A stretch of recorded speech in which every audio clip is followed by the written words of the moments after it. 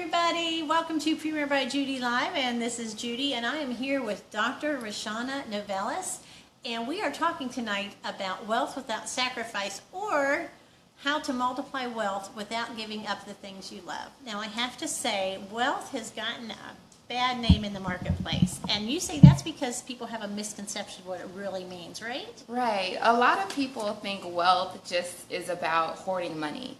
But I think wealth is a path to ultimate freedom.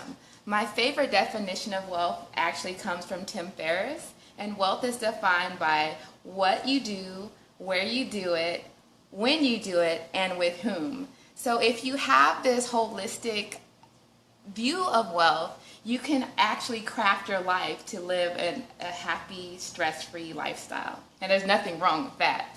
That's true. So a wealthy lifestyle is actually one where you are controlling your situations and your finances, Correct. Right? Correct. Instead of your situations and finances controlling you, which is where most of us are. Right. And we're not happy there. And we're not happy. So you like to have people happy, and you really have a passion about this, don't you? I really do. And what's your main passion there in finance and wealth? So a lot of people are not mindful when it comes to their wealth. They get caught up in looking at other people's social media lives or comparing themselves to other people, and they do not make financial decisions that are in alignment with their personal goals and with their strategy. So I believe that entrepreneurs can live their ideal life if they blend both mindfulness and strategic finances together. Okay. Well, as I said, I think some of us, we get onto a rut and we just stay there. We don't think about any of this thing. We are very passive. Right. In our lives. So what inspired you to start your business? Well, I was in corporate America, and I realized that a lot of my coworkers were not comfortable with managing their money. Fortunately for me, my mother made a point in taking me with her to her investment club meeting. She was a high school teacher from the age of 12, so I was very comfortable with money. But I realized that people at all types of socioeconomic levels are not comfortable. And not being comfortable with money stresses people out. It causes conflict. It causes people to feel like they don't have control, like we discussed before. And it makes them feel like they're completely out of alignment. So after that, I discovered that this is how I wanted to help others. This is how I wanted to contribute to society. And how lucky that you got the right advice so that you could make specific choices about your path in life. Right. Which any of us can do at any stage, right? Right. We always have a choice. Yeah. We might. Okay. Yes. Well, now, you have written a book about how budgeting is more liberating than limiting, but most people think a budget is kind of like a diet for your finances. Right. It's going to be no fun. Right. It's going to be hard. It's going to be misery, right? Yeah, the B word scares people. People do not like budgeting. However, if you are going to take control of your life, you need to know where your money is going. So if you want to take guitar lessons, if you want to travel around the world, if you want to go back to school, you need to have a plan to do that. Let me tell you one story that I have. So I really wanted to go to Thailand for 6 weeks to study yoga, and I had to figure out a plan to get there. And luckily, Thailand is a lot less expensive than the States, right? And because I planned so far in advance, I was able to rent out my condo for the time that I was gone for a profit sufficient enough to cover my whole 6 weeks in Thailand. So I was able to satisfy this dream of mine without incurring any additional expenses because I planned. And that's what people should think about, is what kind of life, what kind of freedom do I want to have? And you'll see that budgeting allows you to get there. Right. So budget really is a tool to get more out of life, not to cut back on your life. Exactly. Right? So, exactly. But it's all about thinking it through, and you talk a lot about the plan. Yes.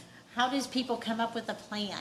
Well, first, you have to know what your passion is. So I ask people to envision their life in 10 years, right? Mm-hmm. And are you in the path to get there now, or do you need to make changes? Because you have to be passionate and you have to feel like the goal is worth it to stick to a plan. So once you can embody the feeling of the passions, and once you are intentional about the goal, you can sit down and commit to having a long-term strategy to get to your objectives. So you have to do an analysis of how you allocate your money, make sure you're allocating your money in alignment with your goals and who you are, and then take the extra money out of your budget to apply it to your future plans. Okay. Yeah. And they say like 80% of Americans have no plan whatsoever. Yeah, most people are just winging it. And, spontaneity is cool. We can't feel like we're under pressure to do something every second of the day. However, if you don't know where you're going, how are you going to get there? So. Right. Any path will do. Right. If any path will do, you can never be unhappy. You just keep going in circles and be right where you are. Right. Okay. Well, and once people start, they have a budget, they Right. have some surplus, because Right. that's a definition that I've heard of wealth is having a surplus so that you can get the life you want and you can help others. Wealth is not about piling it up for yourself. It's about Right. being in control of your life so you can make the decisions where Exactly. your money's going, and again, help other people, help your parents, help your children, help dogs, help kids in orphanages. But how many of us want to do something and feel like we can't because we're just surviving? But Right. get a plan, get a budget, get a Right. path, and make some changes.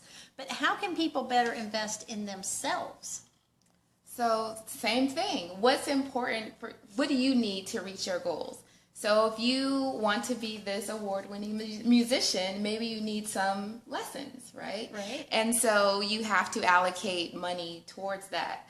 So investing in yourself can be fitness-based, health-based, intellectual-based, giving to others. Mm-hmm. So whatever makes your heart sing, whatever makes you feel like life is worth living, is an investment in oneself, and we all deserve that. So in yoga, we talk a lot about the levels of care.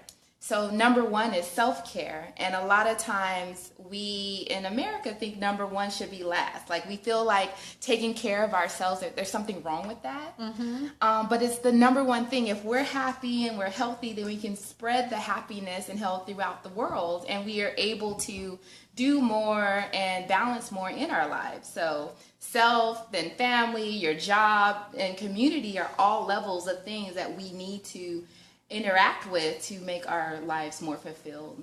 Yep. Okay. So Yeah. that's true. Yes. It goes back to, I always hear the airplane analogy. Yes. When the oxygen goes down, you put it on mom first so mom can take care of the kids. Right. So again, even with the money, take care of yourself, get yourself where you are in better shape to take care of the other passions and Right. the joys. So now you were in corporate America and you're now an entrepreneur. What are some of the biggest lessons that you have learned?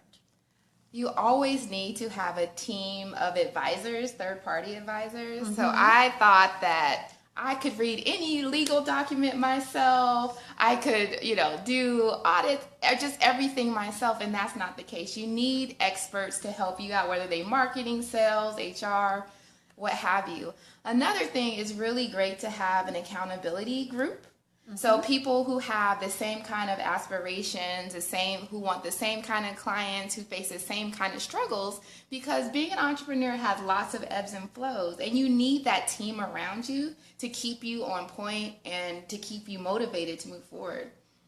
Okay, so even if you're in business for yourself, you should Yes. not be working by yourself. Correct.